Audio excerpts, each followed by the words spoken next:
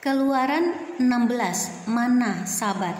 Setelah mereka berangkat dari Elim, tibalah segenap jemaah Israel di padang gurun Sin yang terletak di antara Elim dan gunung Sinai. Pada hari yang ke-15 bulan yang kedua sejak mereka keluar dari tanah Mesir.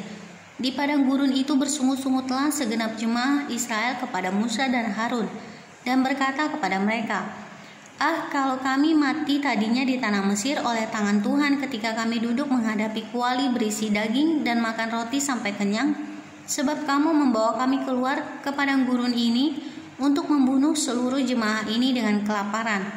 Lalu berfirmanlah Tuhan kepada Musa, "Sesungguhnya aku akan menurunkan dari langit hujan roti bagimu, maka bangsa itu akan keluar dan memungut tiap-tiap hari sebanyak yang perlu untuk sehari, supaya mereka kucoba apakah mereka hidup menurut hukumku atau tidak.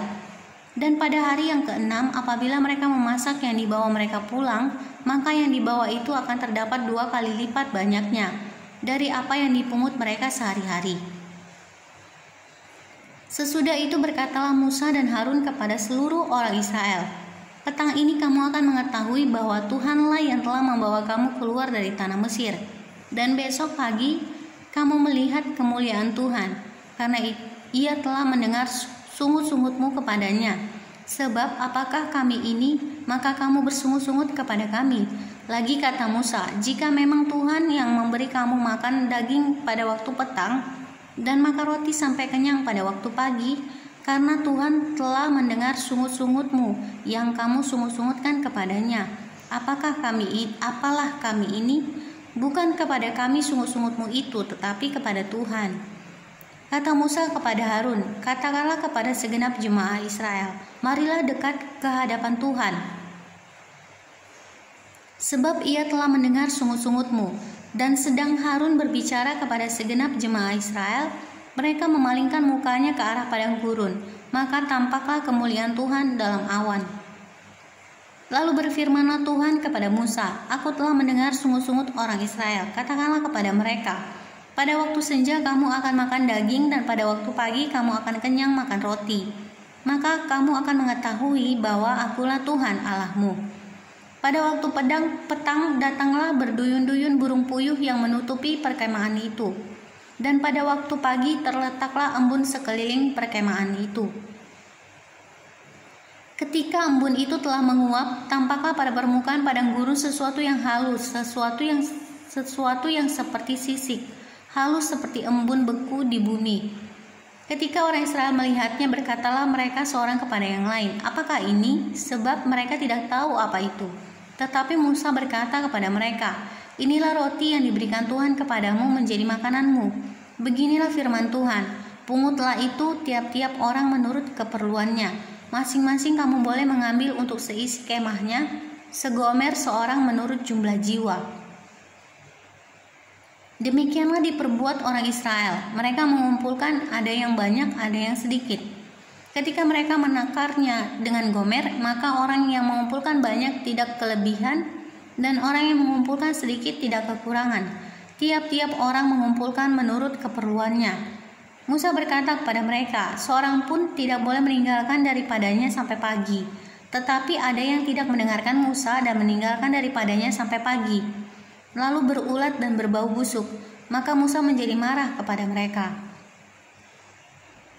Setiap pagi mereka memungutnya, tiap-tiap orang menurut keperluannya, tetapi ketika matahari panas, cairlah itu.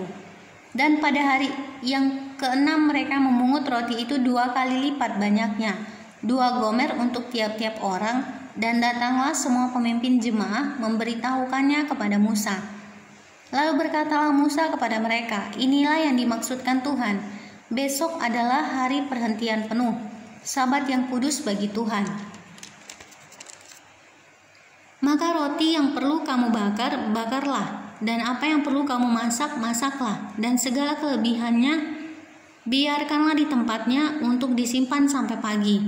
Mereka membiarkannya di tempatnya sampai keesokan harinya, seperti yang diperintahkan Musa. Lalu tidaklah berbau busuk dan tidak ada ulat di dalamnya. Selanjutnya kata Musa, "Makanlah itu pada hari ini, sebab pada hari ini adalah Sabat untuk Tuhan. Pada hari ini tidaklah kamu mendapatnya di padang. 6 hari lamanya kamu memungutnya, tetapi pada hari yang ketujuh adalah Sabat. Maka roti itu tidak ada pada hari itu. Tetapi ketika pada hari ketujuh ada dari bangsa itu yang keluar memungutnya, tidakkah mereka mendapatnya? Sebab itu Tuhan berfirman kepada Musa, berapa lama lagi kamu menolak mengikuti segala perintahku dan hukumku? Perhatikanlah, Tuhan telah memberikan Sabat itu kepadamu. Itulah sebabnya pada hari ke-6 Ia memberikan kepadamu roti untuk 2 hari. Tinggallah kamu di tempatmu masing-masing. Seorang pun tidak boleh keluar dari tempatnya pada hari ke-7 itu. Lalu beristirahatlah bangsa itu pada hari ke-7. Umat Israel menyebutkan namanya manna. Warnanya putih seperti ketumbar dan rasanya seperti rasa kue madu. Musa berkata, beginilah perintah Tuhan, ambillah segomer penuh untuk disimpan turun-temurun, supaya keturunan mereka melihat roti yang kuberi kamu makan di padang gurun. Ketika aku membawa kamu keluar dari tanah Mesir, sebab itu Musa berkata kepada Harun, ambillah sebuah buli-buli, taruhlah mana di dalamnya segomer penuh, dan tempatkanlah itu di hadapan Tuhan untuk disimpan turun-temurun. Seperti yang diperintahkan Tuhan kepada Musa, demikianlah buli-buli itu ditempatkan Harun di hadapannya, tabut hukum Allah untuk disimpan. Orang Israel makan manna 40 tahun lamanya, sampai mereka tiba di tanah yang didiami orang. Mereka makan manna sampai tiba di perbatasan tanah Kanaan. Adapun segomer ialah 1/10 eva.